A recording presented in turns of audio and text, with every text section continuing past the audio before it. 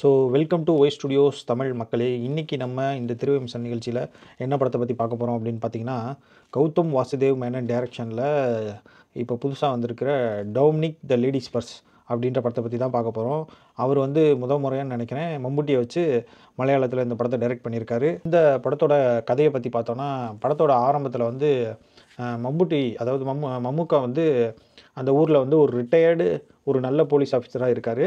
அவர் retired ஆகிட்டார். இப்போ வழி இல்லை, ஒன்றும் லைஃப்பும் ஒன்றும் பெருசாக இல்லை. அந்த மாதிரி இருக்கிற நேரத்தில் வந்து அவர் வந்து ஒரு டாமினிக் டிடெக்டிவ் ஏஜென்சின்னு சொல்லி ஒன்று வச்சு நடத்தி அதுக்கு ஒரு அசிஸ்டண்ட்டை தேர்வு பண்ணி அவர் என்ன டிடெக்ட் பண்ணிகிட்ருக்காரு அப்படின்னு பார்த்தீங்கன்னா, இந்த கள்ளக்காதல் அப்புறம் கள்ள உறவு இதெல்லாம் பற்றி டிடெக்ட் பண்ணி அப்படியே அவர் லைஃப்பை ஓட்டிகிட்ருக்காரு. இந்த மாதிரி நேரத்தில் அவருக்கு வந்துட்டு ஒரு கேஸ் வருது. அது என்ன கேஸ் அப்படின்னு பார்த்தீங்கன்னா, அவர் வந்து ஒரு வீட்டில் தங்கியிருக்காரு. அந்த வீட்டோட ஹவுஸ் ஓனருக்கு வந்து ஒரு லேடிஸ் பர்ஸ் கிடைக்கிது.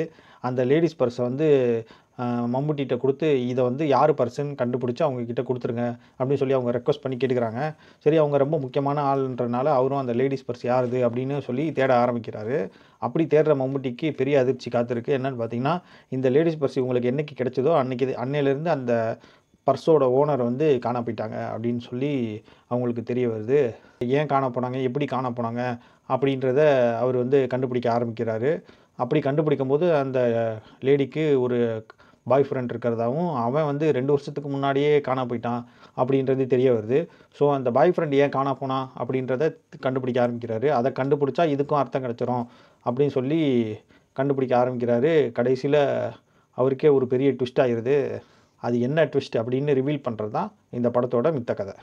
ஸோ நீங்கள் பார்த்தீங்கன்னா, இது வந்து ஒரு கௌதம் வாசுதேவ் மேனன் படம் அப்படின்னு நினச்சி தான் நம்ம வந்து இந்த படத்தை பார்க்க போகிறோம். ஆனால் வந்து இது வந்து கௌதம் வாசுதேவ் மேனன் படம் மாதிரி இல்லை, நார்மல் ஒரு க்ரைம் த்ரில்லர் படம் மாதிரி தான் இருந்துச்சு. அதுக்கான காரணம் என்னென்னு பார்த்தீங்கன்னா, அந்த கௌதம் மேனன் வந்து அவர் படங்களில் செய்கிற சில விஷயங்களை இதில் செய்ய முயற்சி பண்ணியிருக்காருன்னு வேணால் சொல்லலாமே தவிர, இது வந்து ஒரு நார்மல் படம் மாதிரி தான் இருந்துச்சு. அது வந்து எடுத்தோடனே ஒரு பெரிய டிசப்பாயின்மெண்ட்டாக இருந்துச்சு. அறம் பார்த்திங்கன்னா ஒரு ஸ்லோ பேஸ்லேயே தான் போயிட்டுருக்கு. எங்கேயுமே அப்படி ஒரு ஏற்ற இறக்கமோ இல்லை ஒரு ஹைப்பான ஒரு சீனோ இல்லாமல் அப்படியே ஃப்ளாட்டாக தான் போயிட்டுருக்கு. அது வந்து நமக்கு கொஞ்சம் போர் அடிக்குது. கடைசி அரை மணி நேரத்தை தவிர மீதி எல்லாமே வந்து இந்த படத்தில் ஸ்லோவாக தான் போகுது. அதுக்கப்புறம் கடைசி அரை மணி நேரம் தான் அந்த ட்விஸ்ட்டை ரிவீல் பண்ணுறது வந்து நமக்கு வந்து ரொம்ப இன்ட்ரெஸ்டிங்காக இருக்குது. அதுக்கான காரணம் என்ன, இந்த ஸ்க்ரீன் ப்ளே தான்.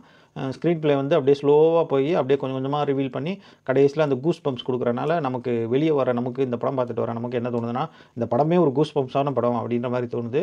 ஆனால் அப்படி இல்லை, ஸ்லோவாக போய் கடைசியில் எண்டிங் வந்து நல்ல ஒரு லாஸ்ட் அரை மணி நேரம் தான் நல்லாயிருக்கு. மித்தபடி இந்த படத்தில் நடித்த இந்த படம் வந்து இவ்வளோ ஸ்லோவாக இருந்தாலும் போர் அடிக்காமல் இருக்கிறதுக்கு என்ன காரணம் அப்படின்னு என்ன கேட்டிங்கன்னா, அதுக்கு மம்முட்டியை தான் சொல்லுவேன். ஏன்னா அவர் வர சீன்லாம் ரொம்ப இன்ட்ரெஸ்டிங்காக இருக்குது. என்ன ஒரே ஒரு சீன் ஃபைட் சீனை தவிர மீதி எல்லா சீனும் இன்ட்ரெஸ்டிங்காக இருக்குது. அது ஏன்னு நீங்கள் அந்த ஃபைட்ஸை பார்த்தா தெரியும். இந்த படத்தில் ஒரு 2 ஃபைட் வருது, அது 2யும் தவிர்த்துருக்கலாம். அது என்ன காரணத்துக்காக வச்சாங்கன்னு தெரில.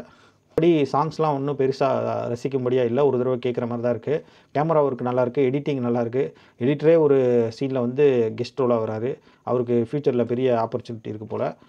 மித்தபடி வந்து இதை வந்து நீங்கள் கௌதம் வாசுதேவ் மேனன் படம்னு எதிர்பார்க்காம ஒரு நார்மல் க்ரைம் த்ரில்லர் படம்னு எதிர்பார்த்து போனீங்கன்னா கண்டிப்பாக உங்களுக்கு வந்து இந்த படம் பிடிக்கும். இல்லை கௌதம் வாசுதேவ் மேனன் படம்னா எனக்கு பிடிக்கும், அதனால் இந்த படமும் அவரோட படம் மாதிரி இருக்கும் அப்படின்னு போனீங்கன்னா இது வந்து உங்களுக்கு ஏமாற்றத்தை தான் தரும். நன்றி.